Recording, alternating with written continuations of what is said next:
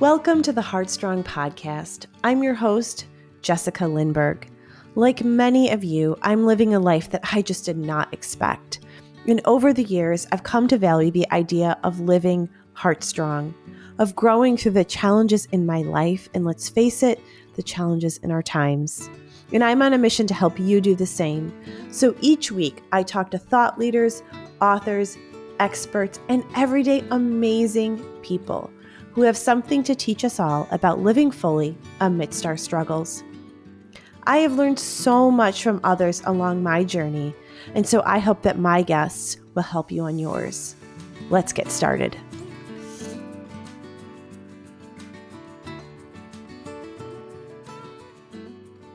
So I'm really looking forward to today's podcast. I've been wanting to bring on a professional athlete for quite some time because when I think about Heartstrong, for me personally, I think a lot about athletics, about pushing our bodies, our minds, and our spirits past a level that we thought we were capable of. And I think about grit and perseverance. I grew up in a family of athletes, and I see a huge value in being part of a team.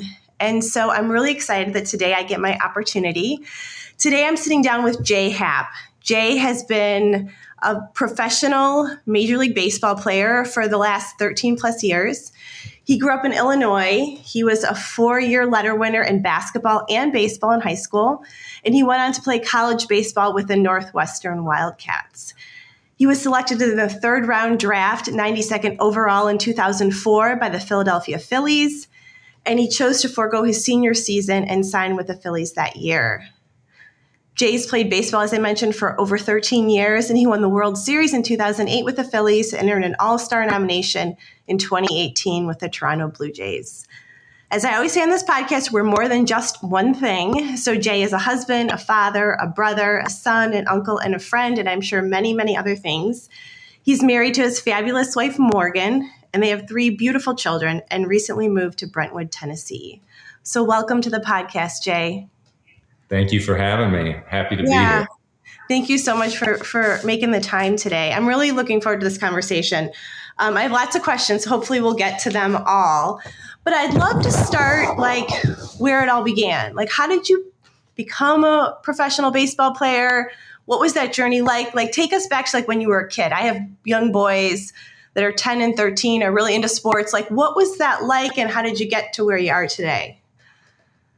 I just, growing up, I loved all sports. My first word was ball. And I just, growing up, if somebody asked me what I wanted to do, for the longest time, I would just say be a professional athlete. Wow. At the time, it didn't matter which one. Though I ended up really loving basketball and baseball and honing in on those. But, I just played a lot of sports growing up, and then when it was about time to try to find a college to go to, I wanted to try to, play a sport there. And I basically went to Northwestern in hopes of getting great education and see how the baseball thing played out. And as I learned more about the Major League Draft and how that all works, I just continued to kind of narrow that focus. And it became something that I realized I could maybe accomplish, to at least get drafted and see where that went. So that was kind of growing up through college. Was there a time when you're like, I think I actually have a shot? There was. It was after my freshman year. You go into college, and I was always I'm nervous. I'm thinking I'm probably going to be the worst player out of everybody. Playing in the Big Ten. I didn't know any different. So it was well, let's see how I compare to all these people. And I compared fine and played well. So then I saw some of my other teammates, a couple would get drafted each year. So I started to realize this could really maybe be a possibility. Be something, yeah. So what do you think set you apart from other players? Because I'm sure there's other people that wanted the same outcome, but maybe didn't get it. What was that for you? I think to maybe once I got drafted and started my career, I kind of noticed in the minor leagues some ways I might have an advantage was kind of self-discipline and work ethic. And I'm sure I just got that from my mom and dad. My dad, always did everything 100%. He never kind of let you kind of do something halfway. Mm-hmm. He always preached that. And, I saw guys who maybe didn't like to train, maybe didn't like to eat healthy, maybe like to go out. And I kind of was a little more focused in those areas. So I felt like even if our skill was close to the same, that maybe those advantages would help me long term. Um, so I think maybe that's something that helped set me apart a little bit, Help at you. least from the longevity aspect of it. Yeah, my son was watching Man in the Arena the other night with Tom Brady. I don't know, have you seen that? I have not, You no. haven't. It was really good. So he started watching it. And one of the things that Tom said that you just made me think of was he's like, talent will only get you so far. He's like, after that, talent, at some point it's about hard work. And what do you like, does that resonate with you? Oh, 100%. I mean, I'm certainly not the most talented baseball player or athlete or any of that, but I think to reach the highest level you're capable of, you kind of got to fall in love with the process of it. And Mm, I fell in love with training and trying to work with my body to kind of be able to perform at my top level. And a lot of times, some people might not love that part of it. And for a sport in general, that's really important piece to it. yeah, it's like loving the process and learning your edges and then kind of trying to push those. Is that what you're saying? Yeah, definitely. I mean, you get comfortable with the uncomfortable to where it almost becomes, it's just like it's a habit. It's part of your daily. Mm, There's no question like, am I going to do this? It's every day. Now it's a routine, and that routine of hard work, I think, kind of breeds confidence as well. Like, mm. because then you feel like I did what I could do in the moment where it matters. So now let me go and play. And that's easier said than done. But like, if you know you did the work, now you're supposed to enjoy it. That doesn't mean you're not going to Mm. have nerves and things aren't going to be scary and have a lot of anxiety, but at least you're prepared to where you can get in your moment to enjoy it. Hmm. So it's like hard work and preparation pays off in the end. Absolutely. And I think the main thing is, for me, I think hard work always pays off, even if it's not quantifiable from the outside. I think it breeds confidence and it creates Mm, confidence, because it's not easy to always do the hard thing or the right thing or what needs to be done. But um, mhm. if you keep that attitude, like I said, it becomes a routine. So then there's just no question. It's just got to Yeah. be done. Yeah. I think like in our culture, like we love the gold medal podium, or like the World Series winner. Like we love that to like look at that. But the reality was like that was a bunch of 4 a.m. wake ups that you didn't want to do and staying in on the weekends or eating the food. I just think that that's something that I don't think we talk about enough, like in the world, that's really what it takes. It's like we always want the highs, but it took like so many unseen things to get there. Absolutely. And I think a lot of some, people have different ways they kind of want to show that. Some people are very quiet about it. Some people are loud about it. Some people want to make you feel like they don't do anything, but they're still able to reach that. But the reality is, um, deep down, none of us are just that talented. The people that are sort of getting to those feats and those heights Mhm. are putting in a lot of behind the scenes work. A lot of hard work. Yeah. So, I wanted to talk to you about like mindset, because obviously you operated at a pretty very high level for a really long time. So, did you use like any specific techniques like visualization, or how did you kind of hone your mindset to keep at that level for that long of a time? So that was a really challenging thing, and I've had seasons where some have been better than others about like being really good at that and like Mhm. moving on to the next step. So definitely like I used to do some like short visualizations, like 20 to 30 seconds a couple times a day before Mhm. a start. I didn't want to overload my mind with specifics. There were just a couple processes that I kind of went through. But I think more than anything along the way was being able to move on to the next thing, um, accepting what happened, whether you could control it or not, and then moving on to the next thing. Try to be as unflappable as you can in that moment. So, and again, some games, yours were better than others at that. Eventually, it does. It's hard to keep that mindset. But when I was at my best, I was able to move on quickly. How do you think you did that? How did you teach yourself to do that? I think when I was at my best and able to move on the most, and I don't know that I have an exact answer, but I just think my focus was, I was able to narrow my focus so much, not worried about, for a baseball reference of like the guy on second base or third base or what my dugout's thinking or what my guys behind me are thinking, my manager.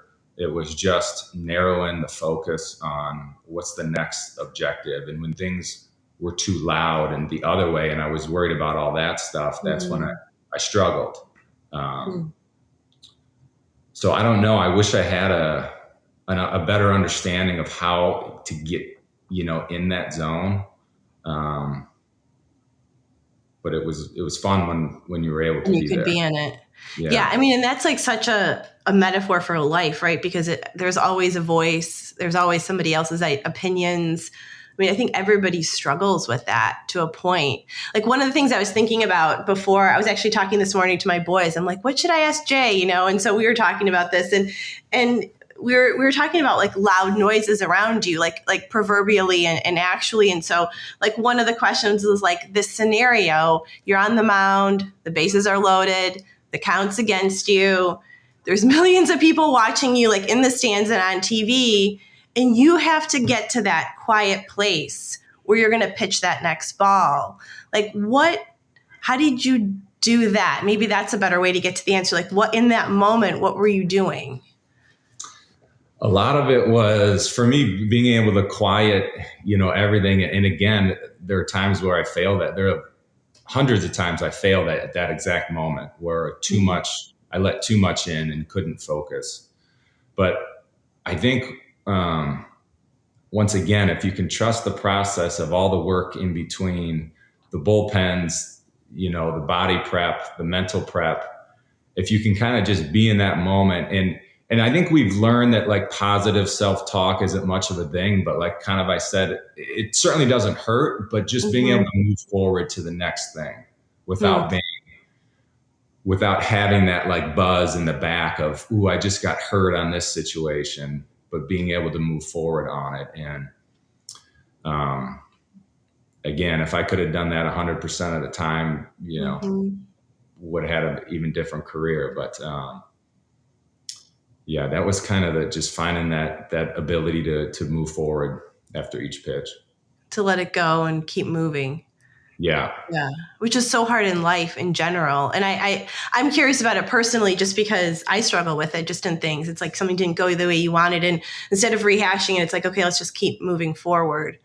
I mean, I think it's a challenge of life. I mean, and I think the other piece that, in my observation, I know a couple of people who have played in the MLB ancillarily, kind of like I know you, like through friends. And my observation has been that it's, some people think it's very glamorous, and I'm not saying it's not. It's a huge and amazing opportunity, but it's also kind of hard because you can be traded at the drop of a hat. One game goes great, one game goes south. There's like a lot of nonlinearity to the sport, at least in my observation. And so it's kind of along the same lines as mindset. It's like there's a lot of adaptability that you've probably had to learn. Like, what is it like when, they're like, oh, you're getting traded, or, your friend gets traded, or whatever it is? Like, how have you kind of learned to adapt in those situations? It's a great question. It's been a learning process for sure. I was traded 4 or 5 times throughout my career, and the first time I cried. I mean, when I couldn't, it was hard to control my emotions. And the more you play, the more you see guys get traded, and happens to you a couple times. You learn the business aspect, and again, you just kind of move forward, and to kind of go back to that feeling is we all definitely get stuck in Yeah. whatever parts of our life, and it's how we're able to move forward. And I say that like it's an easy thing, and I admit that it's not, because there's bigger things we get stuck on, Mhm. than just some small things, and those are hard to overcome. But I think just learning the business of baseball, and seeing how it works sort of helped me just process that, like, hey, you're good friends with guys, and a lot of times that moves around. So Mhm. this last year in particular, I was really fortunate. Sometimes it works out great where you move on to a different organization and a whole different scenario, and you're able to thrive in it a little bit better than the one you were in, with some fresh change. So it can be a good thing as well if you embrace it. Yeah, that's a really good point. Like just embracing the change and, knowing that there's something better, right? Because I think a lot of times when we have something that has happened, whether it's a baseball game or something in life, it's like we get stuck in the past and we don't consider the idea that maybe there's something better coming for us, right? Yeah, to think, that, the grass isn't always greener, but sometimes it is, and sometimes Sometimes it there's, is. some more options for you, and a new way to look at kind of the same scenario. And I feel like in my case, it was a trade, but it's the same game, same Mhm. rules, same everything. It's just a different team doing the same thing, but just that change can be really Mhm. refreshing. Mhm. And do you think that some of that experience of like getting traded and moving to different teams also helped to quiet those like critical voices too, because you did realize what the process was, that it was a business essentially, and that you were kind of, did you feel like it was like you were out, it was like every man for himself sort of thing, or did you get that feeling of a team? Like what does that feel like when people are getting traded around? I guess I've never thought of that part. Yeah, that's a good question. It's a lot of both. I mean, it's a very individual sport, but also Mm-hmm. when you're on one of those special kind of teams, you really do come together, and you go to dinner together. You're out there, 100 degrees, you're battling, in the sun, those summer dog days, and like, working together. There's some camaraderie that's built in that, but at the same time, we know, especially if your team's not in a great position come the trade deadline, probably some guys might be going. So Yeah, there's both. there's both. Yeah. Yeah, I mean, you mentioned teammates, and I wanted to ask you about this. So my son Chase is really into basketball. He plays on a travel basketball team, and he loves basketball.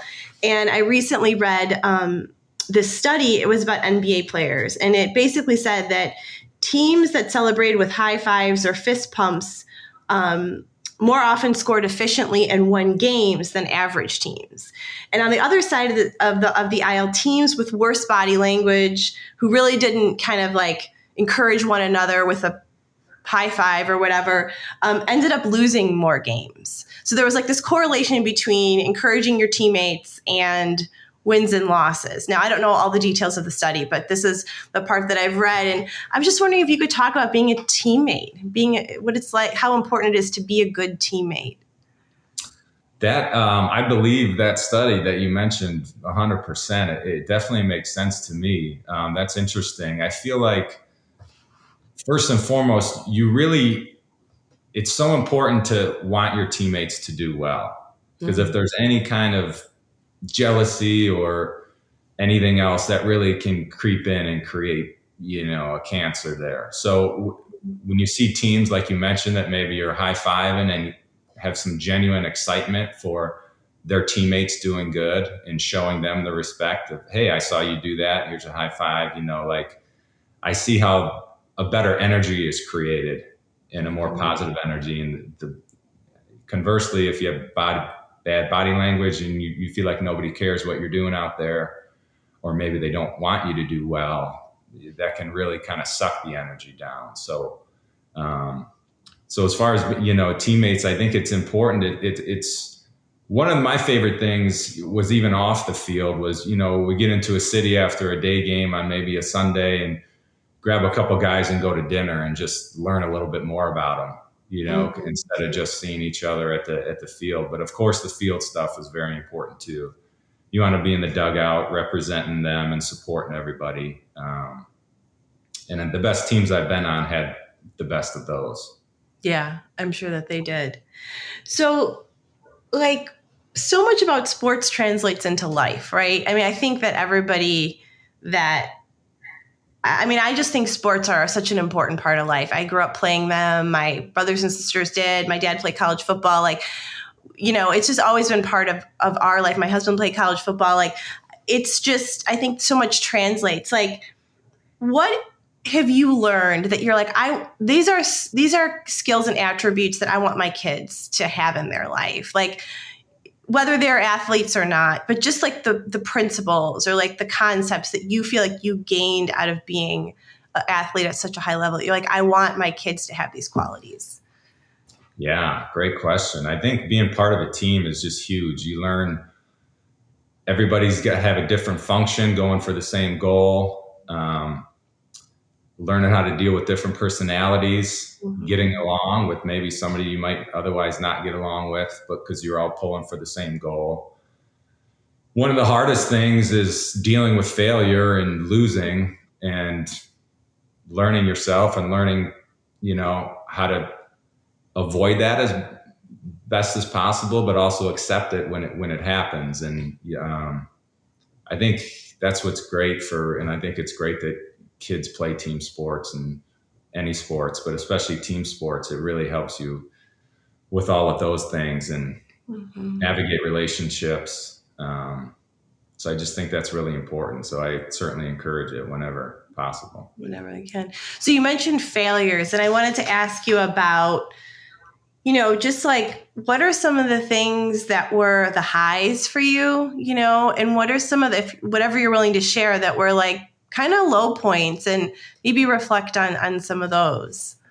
Sure.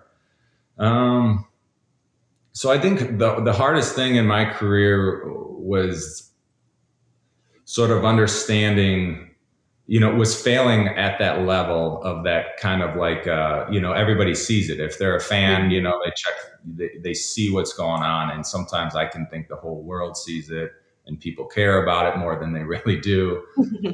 So kind of just living with, failure to an extreme. I always felt, and this wasn't a healthy thing, but I always felt that I was so concerned with what my family and friends were feeling when I didn't have a good game. Like I felt how uncomfortable they must be sitting in the stands or watching the game or something. And that really, really bothered me.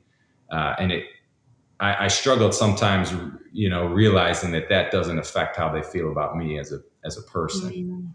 But that was the biggest challenge. And then some of the biggest benefits are just, again, being able to grow up and live a dream. Like I said, I want to be a professional baseball player. Being able to do that, being able to travel, meet so many different people. I was on 8 different teams, played for 8 different cities. So just really fortunate in that respect. Do you have, I don't know if you're willing to say this, but do you have a favorite team or city or experience that you were like, that was just awesome? Yeah, a couple that stand out was I was so lucky. My first 2 seasons, we went to the World Series and we won it the first year and we lost the second. And everybody was like, you don't realize how lucky you are. Your first 2 years, some people play the whole career, don't even make the playoffs, let alone the World Series. So that was just so green and new. And I was just, that 2008 Phillies World Series whole season was pretty amazing. And then for a personal level, as far as how I performed, a couple years in Toronto, 2016 in particular, was a lot of fun. I really love that city, and there's so much energy in that place. So that was a lot of fun. Those were kind of 2 standouts for you. Yeah. So when you go back, you said you had, kind of 2 great years. You were in Toronto 2 years or 3 years? I was in Toronto 2 different times for 2.5 years each. Okay. So, but you said you did well kind of in your last stint there. Was there something that, we were talking about before, like why or sometimes we're on or sometimes like, why do you think that it was just fun, that you loved the team? Or was it the energy? Like, what do you think the outside forces are that like meet with where we're at as people to kind of create that success or like that energy that produces like good performance? Great question. I think for me, it was actually pretty specific. I had to do just a lot of like self-reflection on what kind of pitcher I really was. And this was a little bit before kind of some of the new age analytics was available. I was always trying to kind of be a pitcher that I really wasn't, that I like was never going to have a lot of success being a certain type of pitcher. I sort of had to just embrace what made me good. And I remember there was a couple years there that I was like really trying to figure that out. And then when I went to Toronto and signed there the second time, I had a great pitching coach, and we kind of just went against the traditional model of what a pitcher should be. And then sure enough, a couple years, most recent years, we see all these analytics on this guy's got a certain pitch that really works. And instead of trying to use 4 or 5 pitches, go ahead and rely on a couple ones that are really good. Wow. So it was an interesting thing, but I wasted a couple years, so to speak, wasted trying to be somebody that maybe I shouldn't, or the kind of pitcher I shouldn't. And then luckily found the kind that I should be and tried to utilize those strengths. So that's like such an interesting point, because we do that as people. Like we try to be things that we're not, or we're like, oh, I really want to, instead of embracing like who we are. What did that look like in pitching? Can you share a little bit more about that? Yeah, sure. So it was, I never threw very hard for Major League Baseball standards, very fast necessarily, but I was always able to kind of get some swing and misses at the top of the strike zone with a fastball that wasn't really overpowering, but it was overpowering because it had a little life to it. It had a little rise to it compared to a normal fastball. And that just has to do with the backspin of the ball. But we didn't know that until a couple of years. But we would always see it. But traditionally, people think you're going to eventually get hurt if you keep pitching that way, because we don't understand that that's a special pitch. We think it's just a normal pitch up in the zone. So I just kind of had to learn to utilize that fastball up in the zone and then a change up kind of in the bottom of the zone and try to kind of make those two work off each other. So you had to kind of like figure out what worked for you in collaboration with like where your talents were. Is that what you're saying? Exactly. Yeah. It was kind of against the grain, because traditionally everybody says throw the ball down in the zone. And this was me specifically saying, I'm going to throw my fastball up in the zone because it gets hit less up there. And nobody knew why at the time, really. They just knew it's hard to see or something's deceptive. So then I just kind of focused on that's where I'm really trying to go, instead of like it sometimes accidentally happening. So previous to that, were your coaches trying to get you to throw down in the zone, like to kind of be like all the other pitchers? I don't know pitching like you do, but is that what they were trying to do? Exactly. That's exactly. And that's why I say, I don't want to say I wasted, but like I spent a couple seasons trying to pitch that way, and it was not effective. It wasn't natural for you. Yeah, my ball didn't work the same. The hitters would hit it when it was down there a lot more than when it was up. And if you take the majority of pitchers, when they throw down, they don't get hit. It was just the way my pitches played. So then would it also be fair to say that it was maybe this coach in Toronto that kind of like saw that in you and was willing to kind of help you just be you? 100%. 100%. I've had a lot of great coaches over the years, but Pete Walker in Toronto was instrumental in just saying, like, go ahead and do it. Like, we're starting to see it. Let's go ahead and go there more often. And always appreciate him for that, because he kind of freed me up to like just let me try it. That's so cool. I think that's such like an awesome like metaphor for life, like finding people in our lives who would just let us be who we are and don't put us in a box. Like I've never like thought of it in that way, but that's really cool. Well, how great would that be if nobody tried to put us in a box, right? It's just so natural for everybody to have a opinion and a presumption about who they want you to be instead of kind Yeah. of just embracing. I mean, that's a pretty good metaphor. I agree. It is. And even to back to what you said, I feel like you've had this like master class in being who you are because, like you said, you mentioned before that you would feel like you had let your family or friends down if you didn't perform well. And it's like you had to work through that. And I'm sure they didn't feel that way, but like that's how you felt. And so you had to like work on yourself with that. I mean, I think that, all of these things, like, do you feel like you're a completely different person than you were like 5 or 10 years ago? Like since you've been through this, like in terms of your self-awareness and even self-confidence? Yeah, I would say absolutely. Yeah. And I think, um, having a family and raising a family actually really sort of helped my career. I remember when we first had my son, our first, um, he, it was just such a switch. I was so selfish with my feelings and wearing everything on my sleeve and bringing everything home. And, sort of having a family and stuff, I had so many new priorities and, loves that I was able to kind of just turn it on and off a little bit better. And I think it helped my headspace to like separate professional and personal life a little bit. You kind of like got out of your own head a little bit. Yes. And, yeah. And I just think that it must be healthy because it wasn't necessarily like I mean, of course I would try, but I would struggle when it was just me or just my wife and I was always a little better with her, but then especially when the kids came, because it was just, they didn't care if I did good or bad. Or different.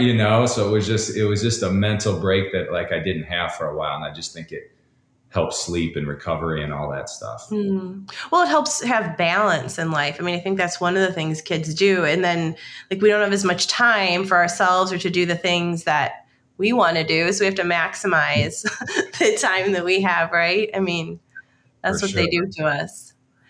So one of my questions about like that whole thing about time and maximization is like, you probably had to invest a lot of time in your nutrition and your sleep and your, well-being. Like what did that look like when you were at your best?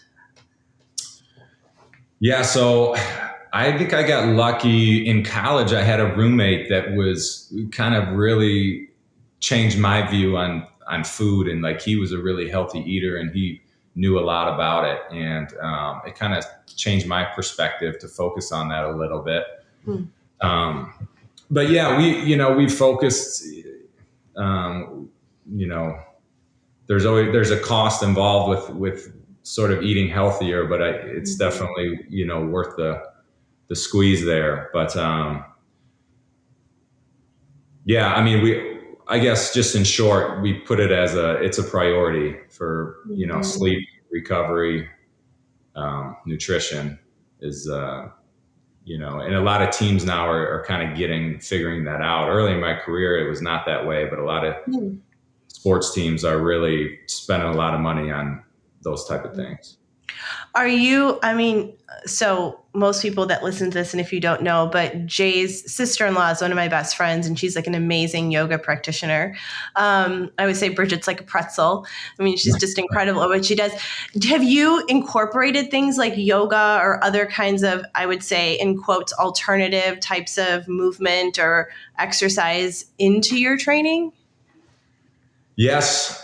I could never do anything close to what Bridget's able to do, but I have, a long time ago done some yoga things. I don't as much anymore, but what I will say is we moved a lot of more like, auxiliary exercises in our strength training programs, which is like, a lot of movement prep and a lot of movement based for your like thoracic spine and just making sure your functional movement is at its, best or as best it can be that day. So I think a lot of people might think maybe you just run out there and do some sprints and you're ready to go, but there's a lot of prep work before you even get out on the field and to get ready for a game. So a lot of that stuff is important. And it really shows a little deficiency goes a long way Hmm.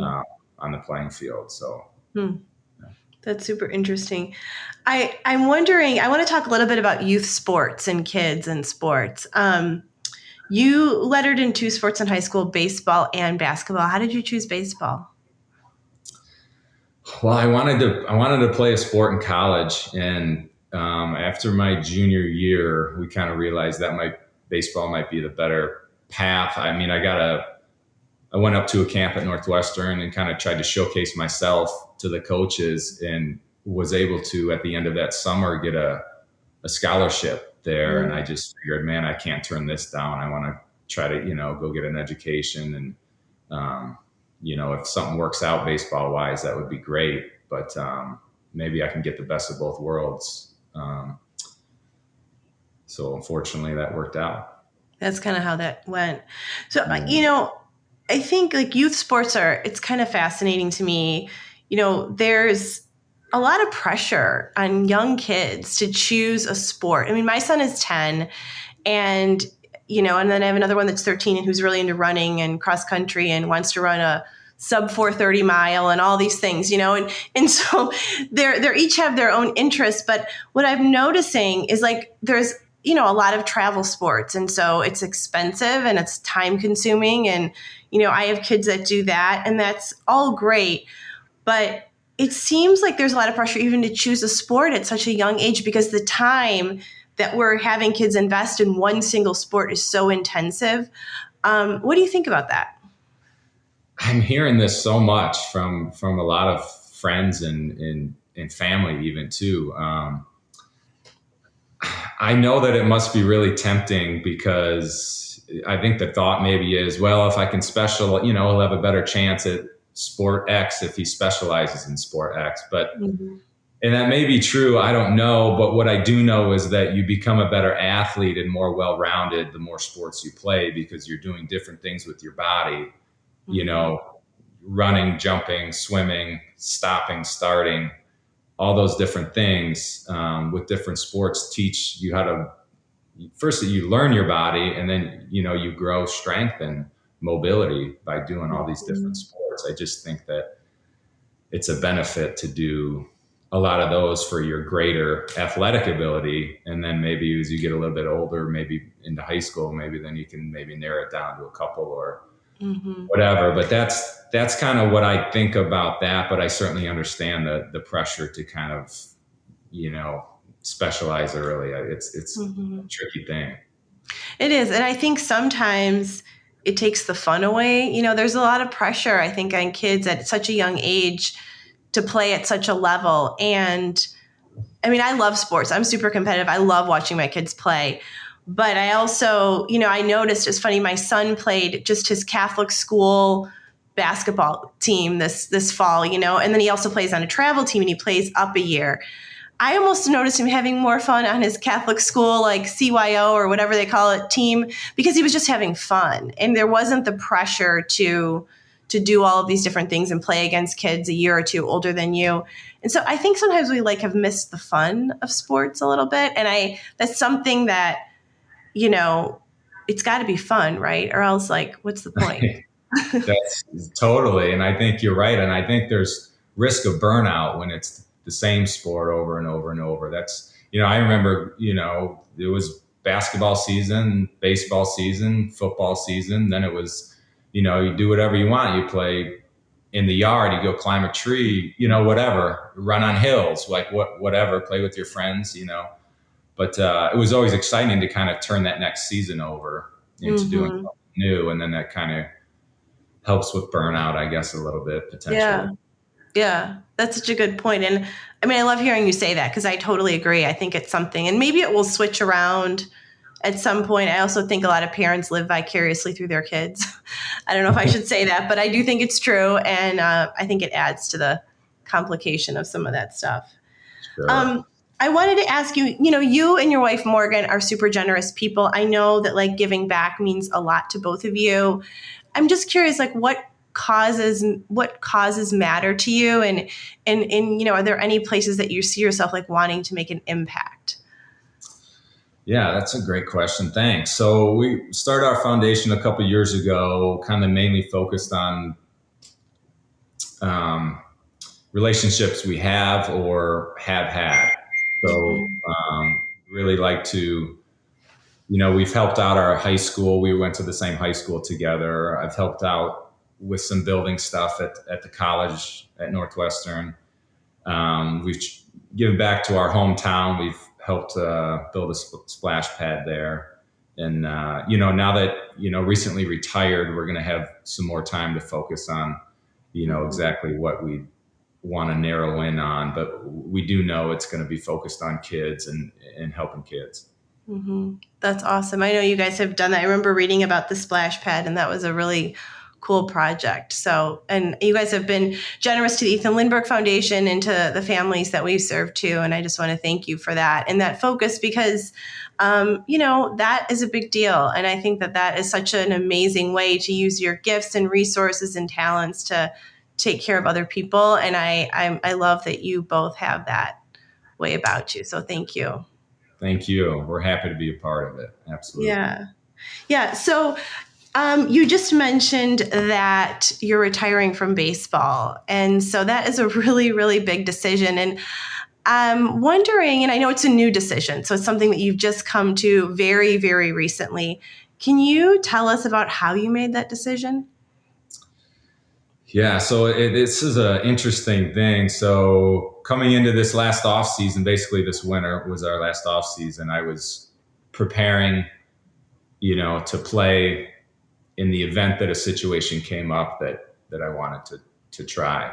Um, so all the training and everything was still there, but like mentally, I was trying to figure out, is this time? Do I want to go, maybe one more year or let's kind of see. And I kind of got to the point where it was opening day and I went and I turned the TV first game on and I talked to my wife, Morgan, and I said, what are you feeling? And she just kind of looked at me and she was like, oh, a little anxiety, you know? Mhm. And I wanted to turn it on to see what I felt too. And I didn't maybe feel what I needed to feel in order to be like, I want to keep doing this. So I felt like that was a sign of like, okay, it's time to go. Even though I had kind of put the work in to be ready if the right situation came, I felt like it was time to kind of move on and be a dad and dive into the kids a little bit. And Mhm. Is uh, that, was it something that you're able to do and kind of move on from, or is it something that you found yourself kind of going back and forth on? Because I mean, you've spent so much of your life doing this. yeah, I mean, I went back and forth for pretty much the whole winter, but really about the month before then, going back and forth and. Even now, it was emotional. Something I didn't expect. I was very emotional. I Course. had called my agent that day, like right after we turned that game on, and I said, I think this is it, and told the people I feel like I needed to tell, and so I think I'm still processing it, Yeah. but I do wake up feeling good about it, and I'm happy to start the process of being a full-time dad for the time being at very least and have that time with them before I figure out kind of what's next. What you're going to do next. I'm wondering if you can, I know you have a great family. I don't know them, but I'm sure they have been such a big part of your career from all the games that they've taken you to, and your parents, I'm sure, have been there, and any of sisters. Like, how just talk to us a little bit about them because I'm sure they've been such an important part of your journey. Yeah, I mean, so supportive. It's I have two sisters and my parents and obviously my family too, but my wife and kids. But my parents and my sister are so supportive, always checking in, always traveling multiple times a year to come make sure they can catch a game, bring their kids, try to give them that experience. I couldn't have asked for anything more. And I think going back to how I was able to handle some of the trades and some of just the grind that can be a baseball season, if I didn't have that support, I would not Mm. have made it through. I just have, the best of the best in my opinion. So, yeah, just really lucky they fell in love with the game too, and such great support. Yeah. And I'm sure their joy was just watching you play, because as a parent, there's nothing better than watching your kid be happy. So I'm sure that was everything to them. I think so. I think they enjoyed it. I think they enjoyed it. Yeah. Yeah. So I was, the other day I was like scrolling through Instagram and I saw this post, and it caught my eye because it was kind of on this topic of evolving and changing. And this, I don't even know who the person was, but they were writing about how, there are seasons in our life, like, seasons for jobs, seasons for where we live, seasons for what we do. And we live in this culture that kind of says that when you're done with a season, like, it's easy to feel like you've failed. Like, oh, I don't want to do this anymore, so I must have failed at it because I'm not going to be doing, or I'm hard on myself because I'm going to release it, or we don't do a good job of like releasing things. And these are my words, I'm not putting them in your mouth, but I just found that interesting. And because I am in some of those changes in my own life, but how there are seasons for things. There are seasons, and then there's going to be something else, and there's going to be another season. Like, what do you want to take with you in this next season of your life? And like, how does that idea sit with you? It's really interesting. I think that makes sense because I feel that way quite a bit, like trying to process the parlaying from playing to not playing to, Mm-hmm. being here a lot more. But I definitely feel like that was a chapter that is just closing. And then there's this great opportunity for new chapters to be written. And that was like a big part of my life and a lot of chapters of what will be my book. But I'm also feel like I'm ready and excited to kind of turn that page to the new one and see what's going to be written there. So I think that makes sense. I think it will be challenging. I think we all have that challenge, like you mentioned, to not sort of take it with you. Like maybe there's something else that could have happened there, but maybe just try to, feel blessed for what you did have and try to move forward, like we talked about. Try Keep to going. move forward. One of the things that I want to ask you, one last question I ask all my guests before we leave, but I want to go back to one thing because you said you turned on the TV the day of opening day and you kind of just felt like it was time to move on. Like, would you call that your intuition? Like, what would you call that? Like, still small voice? Like, what was that kind of just, and then you obviously trusted it, which I think is really cool.